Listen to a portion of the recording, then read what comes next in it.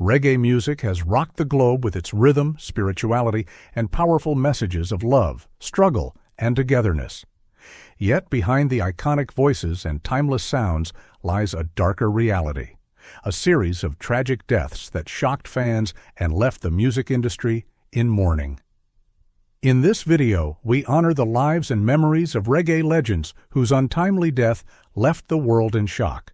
From mysterious circumstances to crippling diseases, these are the stories you need to know. Watch as we unveil the heartbreaking truths behind these legendary voices of reggae. This is Tragic Deaths of Reggae Legends That Shocked the World.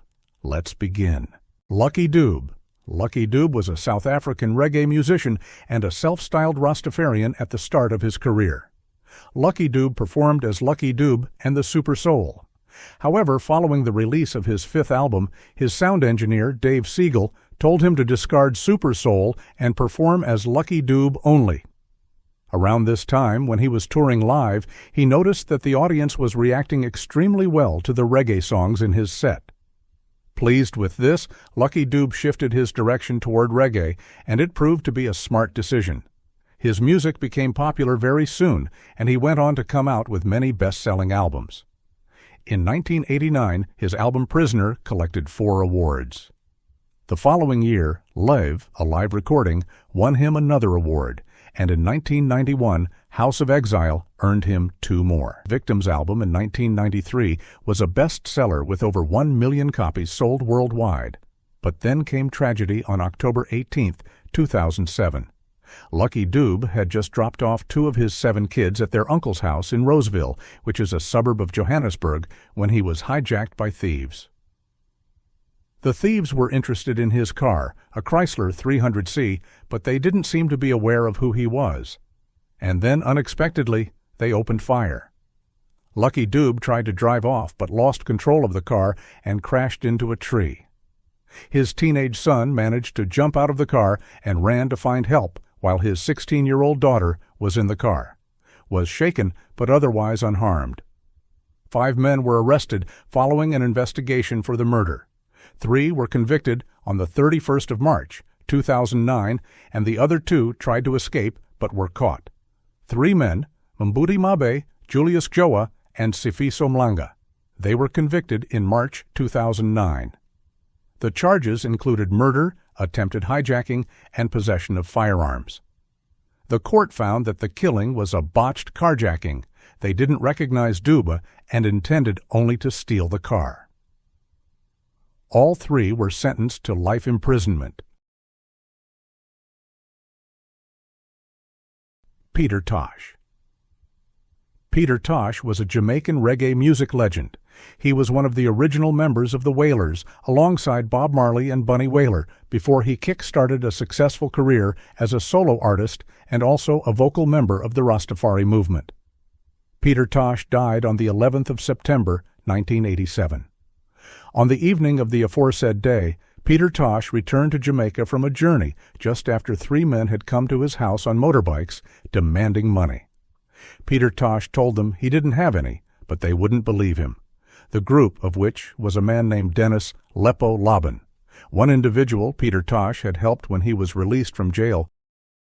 They held Peter Tosh captive and tortured him for hours, attempting to get him to yield money. Gradually, several of Peter Tosh's friends came to his residence unaware of the peril inside. They were taken hostage individually. The confrontation grew more and more wild until finally Laban and his men were forced to fury. They fired their guns. Peter Tosh was shot twice through the head and murdered 2 men. Herbalist Wilton Brown A. was shot and killed. Some others, including Peter Tosh's business associate, were injured in the attack. The police soon launched an investigation. Laban subsequently turned himself in as 2 other men were interviewed, but not named. Laban insisted he was innocent throughout his trial, explaining that he had been drinking with friends on the night of the murder. The jury wasn't convinced by his alibi, however. He was convicted and sentenced to death by hanging. Years later, Laban's sentence was commuted to life imprisonment in 1995. One of the other suspects was let off because there was not enough evidence, and the other 2 shooters were never officially named. Smiley Culture. Smiley Culture was a British reggae musician and DJ who became known as a rapid-fire style rapper. Though he did not have much time in the limelight, he made a fantastic impact with two of the most celebrated reggae releases of the 1980s. In 1984, he made his debut with the single Police Officer. One such song was regarding how he got arrested once for possessing cannabis, but was released because the officer had identified him as a well-known reggae star. To everybody's surprise, the song did very well, selling 160,000 units and hitting the UK top 20 charts in the wake of Police Officer. Another of his hits, Cockney Translation, was re-released.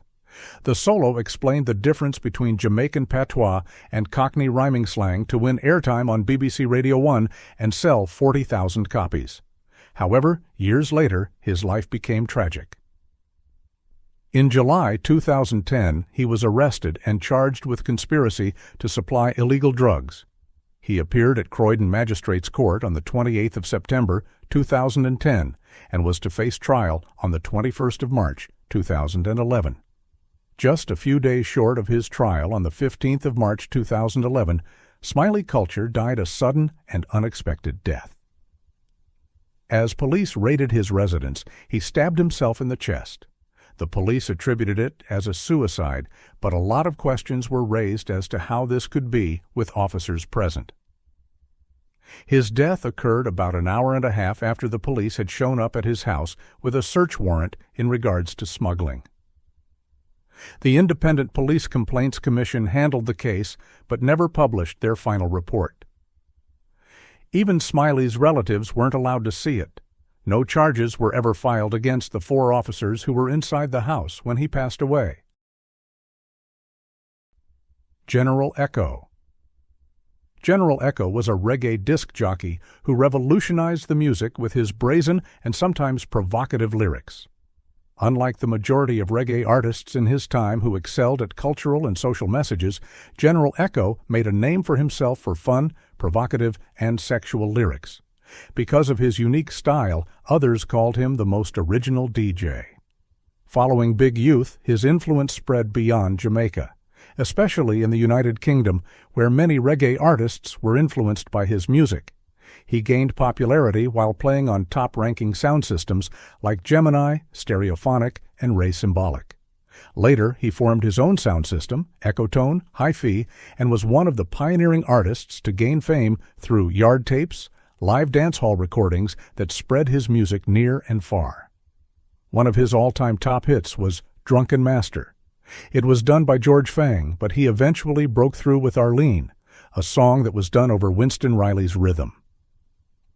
The song became a #1 hit in Jamaica, and it catapulted him to his album, The Slackest. Later on, he worked with top producer Henry Laws to release 12 Inches of Pleasure. And but for his being at the pinnacles of his career, tragedy struck him in 1980. General Ekko was shot to death by police in Kingston, Jamaica. He was traveling in a car with Flux, his Ekkotone sound system selector, and with Leon Johns, Stereophonic owner. A police vehicle had pulled over their ride, and for yet unrevealed reasons, all 3 men were murdered. To this day, the complete story of what happened has never been told. General Ekko's death stunned the reggae community, and as a tribute, the duo, Clint Eastwood and General Saint, released a track titled Tribute to General Ekko in his honor. Garnet Silk. Garnet Silk was a Jamaican reggae vocalist with a smooth but strong voice. He was deeply committed to his Rastafarian faith, and his music was influenced by love, spirituality, and patriotism regarding their culture. He finally broke through in 1992, while recording his debut album, It's Growing with producer Bobby Digital in Kingston. The album became one of the best-selling records in Jamaica that year, and Silk was known worldwide for his hit single. His 1993 album Gold, released in the UK, contained some of his biggest hits like Zion and A Vision, which were chart toppers in Jamaica. But fame and nonstop work took its toll. Performing at the Ritz in New York City, he fainted from exhaustion and low blood pressure. Doctors told him to take a 6-month break, which forced him to postpone all upcoming shows, including what would have been his initial appearance at Reggae Sumfest, the island's biggest reggae festival. Silk returned in 1994, stronger than ever, and began recording again. It happened on the 9th of December 1994 while visiting his mother at Mandeville, Jamaica, when Silk was with some friends who decided to check some firearms he borrowed to use as a security measure since his house was burglarized. The boys did not have any experience using guns, and during an inspection of one of the weapons, it accidentally fired. The bullets struck a propane tank and it burst into flames, engulfing the house. His friends and his 2 brothers escaped unscathed, but soon realized that his mother was still in the house. Garnet Silk returned to the burning house to save her. Unfortunately, both of them failed to escape. Garnet Silk's death at the tender age of 28 was a shock to the reggae music fraternity. Jacob Miller. Jacob Miller was a reggae singer from Mandeville, Jamaica. He started singing at a young age and recorded his first tracks at the tender age of 13 at Studio One under the production of seasoned producer Clement Dodd. His initial recordings did not receive much attention, and he was overshadowed by other young reggae artists like Dennis Brown and Delroy Wilson. His career really took off when he met Augustus Pablo. Pablo was impressed by Miller's talent and recorded several songs with him, like Keep on Knocking Baby, I Love You So, and Hugh. They were reggae classics and helped create the rocker style of reggae. Pablo later introduced Jacob Miller to Inner Circle, a popular band that played cover versions of American pop and soul records. Jacob Miller became the band's lead vocalist in 1974, and together they developed a unique sound that was a fusion of roots, reggae, rock, and funk. Their music generated interest abroad, and with a record deal from Island Records, they began touring Europe and the U.S., exposing reggae to new fans. Jacob Miller traveled to Brazil with Bob Marley and Island Records founder Chris Blackwell in March 1980 to celebrate the opening of Island's new offices in South America. On his return to Jamaica, tragedy struck on March 23, 1980. Jacob Miller was driving in Kingston with his young son and 2 friends. He was on his way to Bob Marley's house to play football when he lost control of the car while approaching a bend. The vehicle crashed into an electric pole with such force that it was ripped in 2. Jacob Miller and his son died on the spot, while his 2 friends were badly hurt. He was only 27 years old when he died. Inner Circle and Jacob Miller were preparing for a U.S. tour with Bob Marley and the Wailers. King Tubby. King Tubby was a Jamaican sound engineer who changed the world of music forever. In the 1960s and 1970s, he played a key role in creating dub music, a type of music that was based on remixing and re-recording songs with deep bass, echo effects, and creative studio technique. His style was innovative, and he became as famous as the artists themselves. Some even go so far as to say he was the inventor of the remix, as reggae artist Mikey Dread once said. King Tubby scientifically knew sound. He knew how the circuits worked and what the electrons did. That is why he could do what he did. Tubby built his own sound system, a large speaker setup used for playing music at events. He named it Toby's Hometown Hi-Fi, and it quickly was among Kingston's best. It attracted top selectors and DJs. Legendary producer Duke Reed hired him to work at Treasure, one of Jamaica's best studios.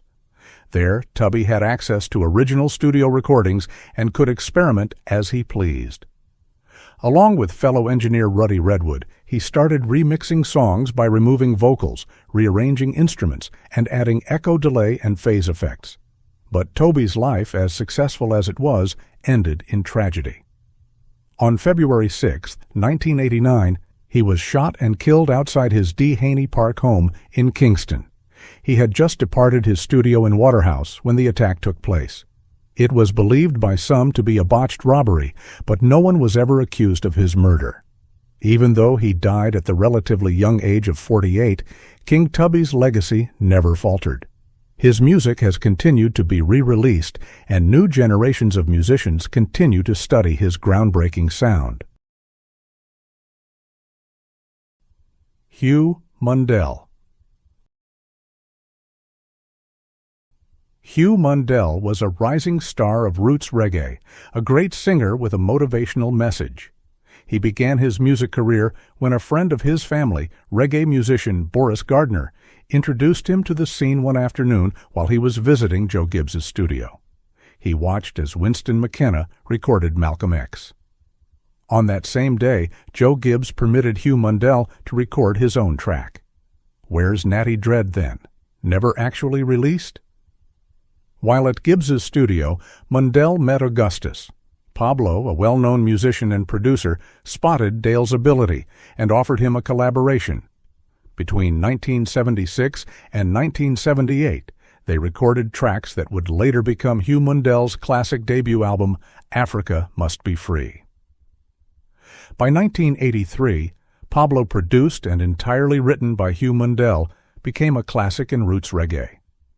2 songs, Let's All Come Together, and Why Were Black Men Fussing and Fighting, even recorded at Lee Scratch Perry's famous Black Ark studio. The album received the 5-star rating from Rolling Stone magazine and was subsequently included in the book 1,000 Recordings to Hear Before You Die. Hugh Mandelle was murdered by a gunshot on the 14th of October, 1983, when he was sitting in his car on Grants Pen Avenue, Kingston. His wife was sitting in the passenger seat, and Junior Reed was sitting in the back. The shooting followed after Hugh Mandelle had reported a burglary that had occurred in his home to the authorities. The brother of Hugh Mandelle went to Mandelle and insisted that he be released. There was a disagreement that followed, and within minutes, Mandelle was shot. 2 years later, Ricardo Coddington, a 25-year-old man, was arrested and spent 10 years in prison for manslaughter. But the reggae fraternity had already lost a young, talented artist. At the time of his passing, Hugh Mandelle had produced 5 albums and several singles. Carlton Barrett. Carlton Barrett was an outstanding Jamaican drummer, best known for drumming with Bob Marley and the Wailers. His drumming style was revolutionary, specifically his syncopated broken triplet rhythm on hi-hat, a signature sound in reggae music. His powerful drum intros and rhythmic creativity helped to come up with some of Bob Marley's largest hits in Barrett's music career. Started in the 1960s when he performed with his brother A.S.T. and Family Man Barrett. They performed together using different band names, including the Soulmates, the Rhythm Force, and later the Hippie Boys. Some of the great musicians within this group included Max Romeo, Leroy Brown, Delano Stewart, Glenn Adams, and Alva Lewis. Then, in 1969. The Barrett brothers signed with the Wailers, which would forever change reggae music, touring and recording with Bob Marley. Carlton Barrett also played on recordings with other prominent Jamaican artists.